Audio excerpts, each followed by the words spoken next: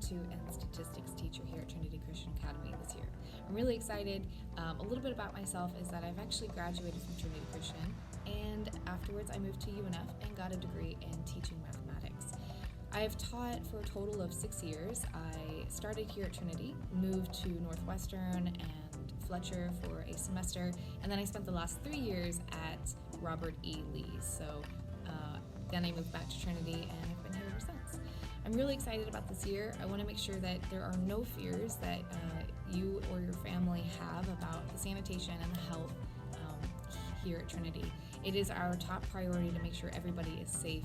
We have new policies about walking in the hallways with screening before you even enter the building, taking your temperature, making sure you have a mask, and of course every single classroom is going to have a sanitizer for kids to use before and after they leave.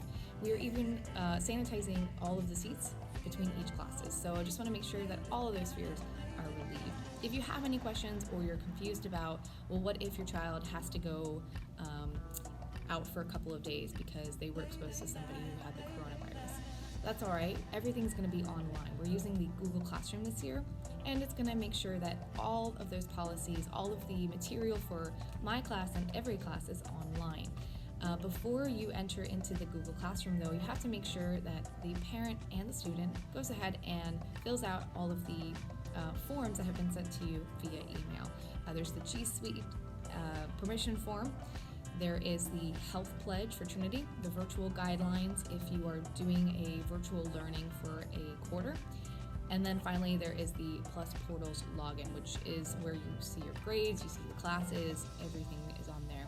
If you have any questions, you can go to Trinity's website where they have a virtual learning help website, and all the URLs should be listed there with some extra materials for you. So how do you find things in my classroom? Well, obviously the first thing you have to do is you have to enter into my Google Classroom. You should receive an email sometime in the future, and it's going to have a invite sent to you to enter my classroom. All you have to do is click, and you can find all the materials there, including this video. So after you open up the invitation that is sent to you via email and you click on to join, it should bring you to this page of some sort. Obviously it's going to change depending on if you're in my second or third period, or even if you're in my probability and statistics class. But your title should be up here. Please make sure that it is correct along with the class period. After you get into here, your video should show up on the stream. Should be the only thing on the stream to make sure that you see this video and any other videos, and make sure that those are highlighted. If you want to see what we're going to be doing this year, you can click on classwork. After you click on classwork, you should see a bunch of information. So the first thing I wanted to do is make sure that all of the general information is at the very top. So here is your class supply list and rules and procedures. This is also my syllabus. It's just that Trinity prefers this wording so that you understand what is inside of the syllabus. So down here we have another syllabus. This is actually an assignment, and I will help all the students walk through this assignment so that they know how to submit things. But here we have all of the general information. You can open any of these. So let's say we want to open the Google Meets expectations. So here is just a quick graphic on the types of things that I expect during a Google Meets. And after you're done, you can just click on that back button. And let's say that you want to view the syllabus. You can go down here and click on it. It'll open it up. If you open in Google Documents, which is at the very top here, then it'll save to your drive. This version will save to your drive. If you don't want to save it, that's fine. But here's everything. I strongly recommend, I'm going to hand this out in class, but if you are doing virtual learning or if you lose it, it is right here for you, and it will always stay at the very top. Go ahead and click back, and then after that you can see there's a lot of chapters that I already went ahead and added. So these are all the sections. If you open the sections, you have a set of notes here on wherever it may be. It might be on the right or the left, and it is 1.1 notes. So this is chapter 1, section 1, notes. And these notes are going to be blank. And I kept them a Word document because I want the students to be able to edit it.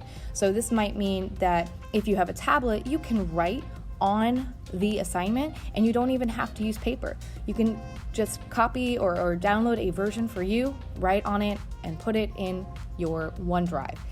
Or you can type things up. So I went ahead and did a Word document so you didn't have to worry about that. It's editable for you.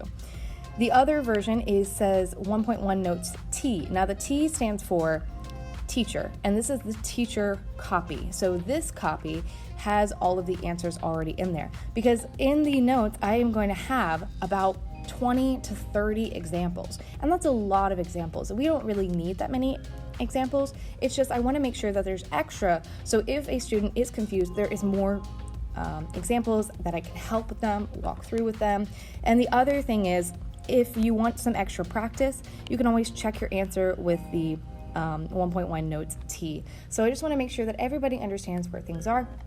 The other thing is that we're going to have our homeworks here. If you go down here, this says homework 1.1, and if you click on it, it'll bring you to our class website. Now, please understand that I will make sure that everybody has access to this website. I will walk through it on the first week of school. We're not going to be doing a lot of math on the first week. Again, we're just going to make sure that everybody understands how to use all of these applications. So please don't worry about this right now. And I guess with that, I have covered everything. The last thing I want to show you really quickly is the grades. Obviously, there is no grades right now because we don't have any items, anything currently. But for a student, you should easily be able to see on the stream page anything that's upcoming. And obviously, I don't have anything upcoming because we haven't started school yet. So for my class, this should be right here. It's a quick, easy way to see, well, what is due and when. So I hope that helps, and any anxiety or trepidation that you might feel has been alleviated. And please know that I'm always here for you. So please make sure you reach out if you have any questions.